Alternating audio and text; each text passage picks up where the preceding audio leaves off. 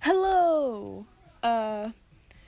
What if Deku was in the SCP AU of the Dream SMP? Let me go close the door because my family's watching anime. If you're wondering what it is, it's Demon Slayer. Or, Kitsu no Yaiba. So yeah. I got everything, I will move during this, so do forgive me. I've went over this 6 times. I don't want to make it 7, so let's get through this and we're gonna do everything. Okay. I'm so tired. Okay, we can explain a little bit before we get into the what if, so do not worry.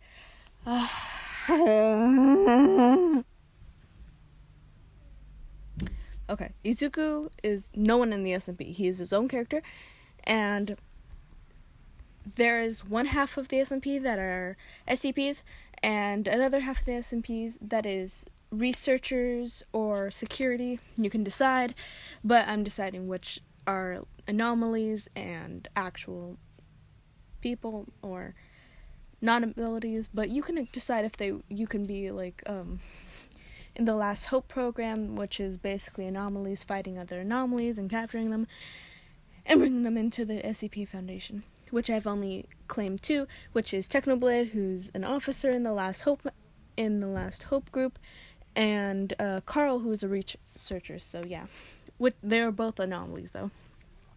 SCPs: Rambo, Tommy, Tubbo, Dream, Bad Boy Halo, Skeppy, Phil, Sapnap, Schlatt, Quackity, Carl, Fundy, Wilbur, Nikki, Foolish, Michael, yes, Michael as in Rambo and Tubbo's child or adoptive child, and Technoblade. Okay, researcher/officer, you can decide, or anomaly that works as an officer or researcher. Ant Frost, George, Pun, Sam, Purple, Puffy, Eric, Callahan, Punk, Jack Manifold, H-Bomb, and Connor. Also, there will be other unnamed people because they are unimportant and do not matter. Okay, so I also made files for every single one of the SCPs, but I have not done Foolish's yet, so do forgive me. He is the last one, I think. 1, 2, 3, 4, 5, 6, 7, 8, 9, 10, 11, 12, 13, 14, 15, 16, 17. Okay, I'm doing Foolish's, but I'm gonna finish it after I record, so yeah. Let's get to it.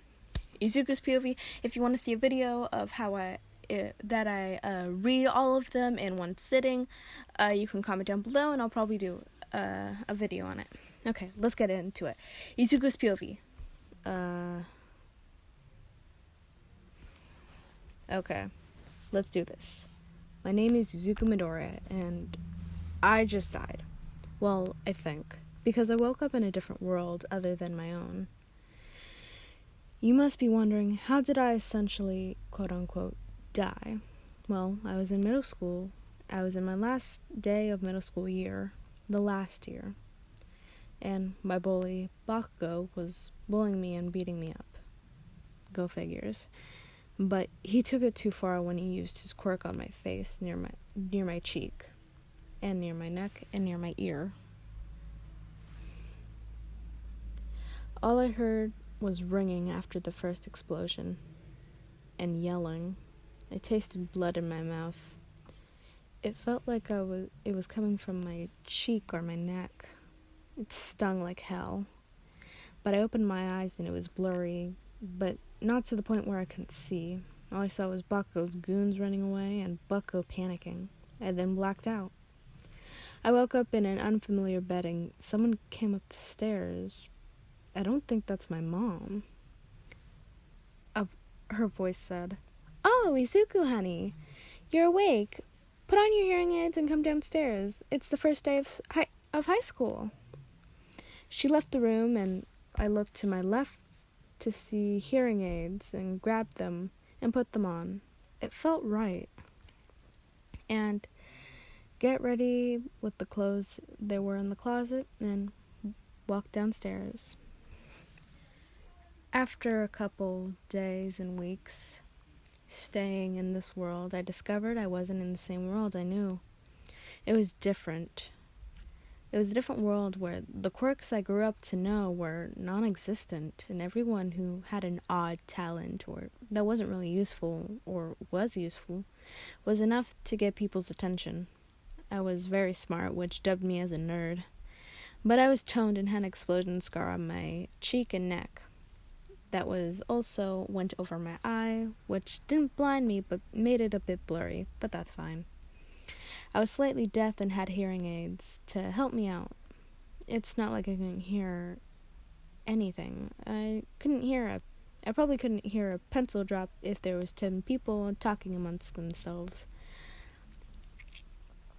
I was never approached since everyone was scared of my scar, mostly. When I traveled to this world, somehow I got a quirk. I had a strong telekinesis and fire breathing, just like Mom and Dad. But if I showed this to anyone, they would probably praise me or think I'm just some freak. Ain't that just a twist of events?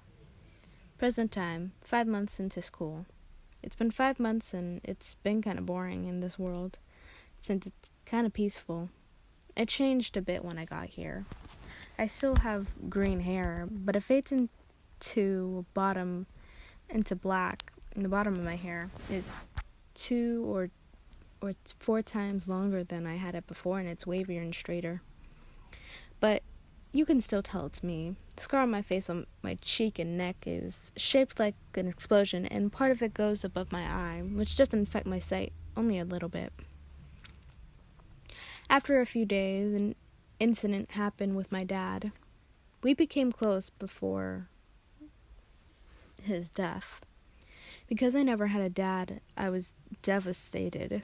I cried my heart out at his funeral, and a bit more than the others. I was a bit down for the last few weeks, and since he was the only fatherly figure I had in this life, and my other, after getting it off my shoulders and trying to look forward, I woke up, got ready, and walked out the door. I was walking to school when I saw a creature eating a person. They screamed and shouted. They saw me, but they couldn't have any voice to actually say anything in those screams of pain. But all I could do was stare and not say anything. I was shaking. I looked away and ran. I didn't look back. I got to school and I was on edge. Of course, I was on edge. I just saw someone getting eaten.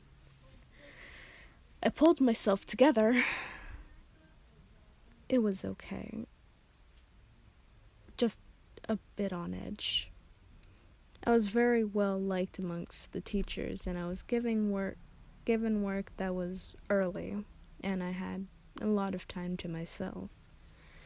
I was the top student in the country, and my main subject was science and things that branched off to science. I was pretty good at it, I would say. So, basically, I would have a lot of time in the world. I would have all the time in the world to investigate this case. They eventually found the person's body, and since it was close to our school, they locked everything down, but continued class. After 3 weeks, I found the SMP Foundation. I found this site and what it does. So there were powers, but are covered up by the government. So that means there are more of those things out there. But it says government. So will that mean they'll come for me? Can they search my location? Can they find my location? Will they find me? I panicked in my head before reassuring myself they wouldn't kill me out of spite. They would probably make me forget, or an amnestic. I don't think an amnestic is that. Whatever. I was studying about the SCP, about the Foundation in the library, just about SCPs, and I was going deeper into it. When I was called to the office, I got up and went out the classroom. out the library and walked the halls. I was wondering what they called me for. This was unlikely since I didn't do anything that would probably get myself in trouble. I got up and I got there and I opened the door. There were two men in black suits. They were from the SCP Foundation. They gave me an option. Either join the SCP Foundation or be exterminated. Basically death. Again.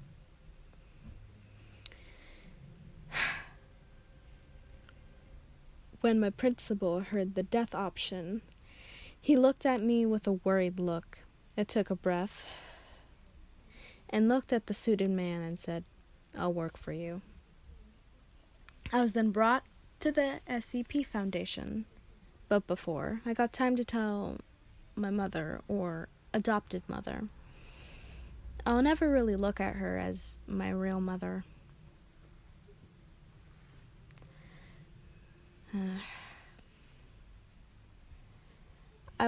I told her that I would be at the country for a job and it will help me with my career a lot.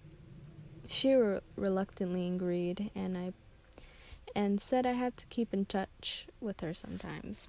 And she said, "I love you." I said I love you too with disheartening feelings. I could never really see her as my real mother. But I have to keep this illusion? No. That's too hard. I would say more like facade? No. Act. We'll say that. I'll have to keep this act up for her.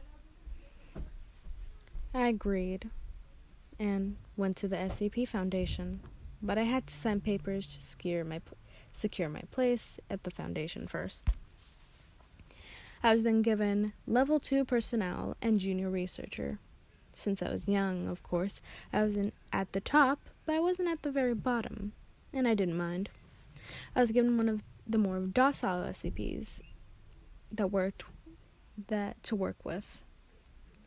The SCP was called PH1LZ4.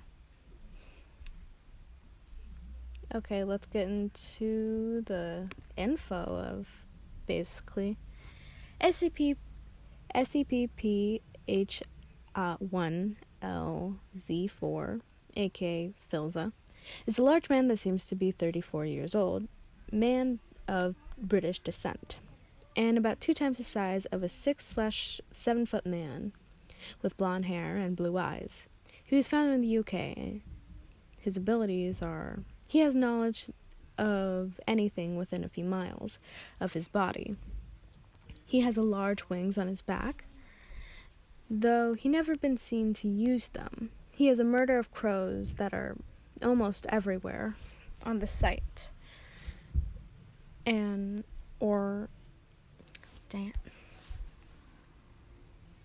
A murder of crows. Okay, let's start over because there was a fucking fly and I lost my place. He has a murder of crows that are almost everywhere on the site, or even more. We don't know the specific reason for having the crows, but we only can assume why he would want them everywhere. He is very docile when emotionally connected to personnel, but has a history of requesting other SCPs that he also has an emotional connection with, but has not been given permission within the recent couple months. End passage. I then looked down at the paper and saw small handwriting that seemed to be placed there for extra notes. It said, "Has a history of killing his personnel."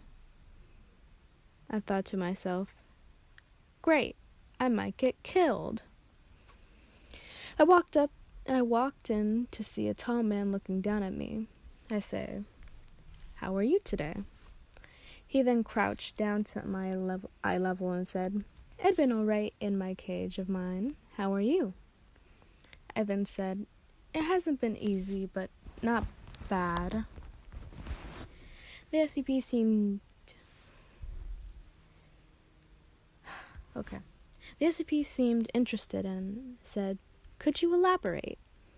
I then, with sadness, dipping in and out of my voice, but keeping my composure, "My father recently died, and I recently got hired by the Foundation."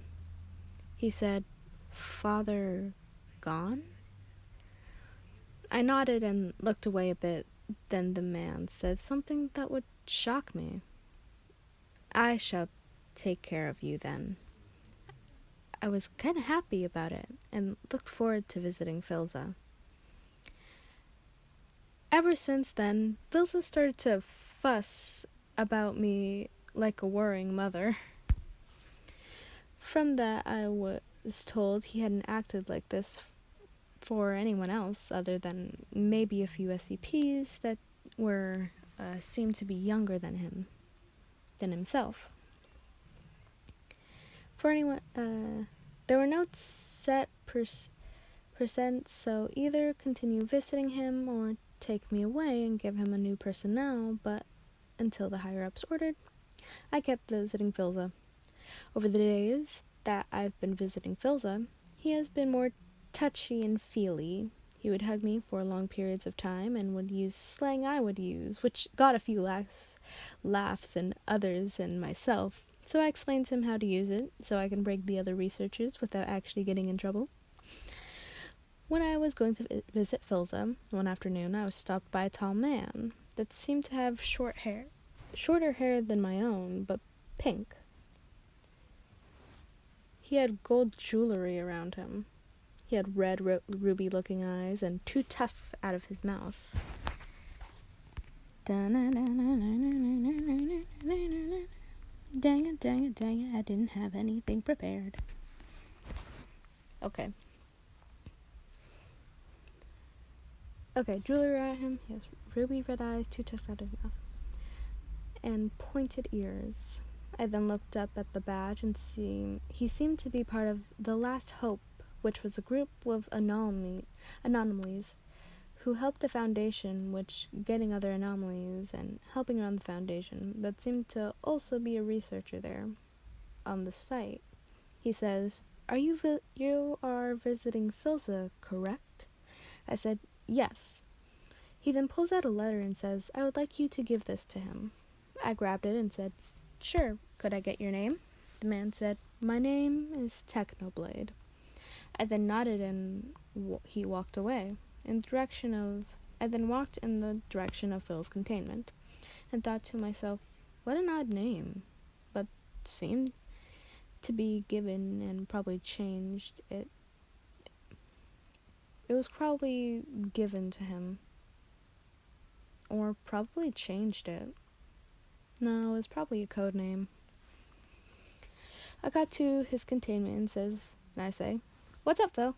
He now analyzes my sentence before saying, "Not much." He looks at me with wonder of approval of his response, and I give him a thumbs up, and he smiles. I then take out the letter and say, "A man named Technoblade wanted me to give this to you." Phil's eyes lit up and opened the letter, and read it with excitement. I was a bit confused because he never told me about someone called Technoblade. But I did hear stories about someone who could fit his description. Philza then scooped me in his arms like an infant and hugged me.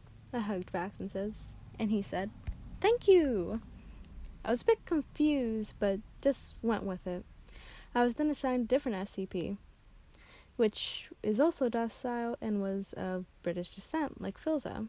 So I went to meet up with them. Their code name was TVBB0, aka Tubbo.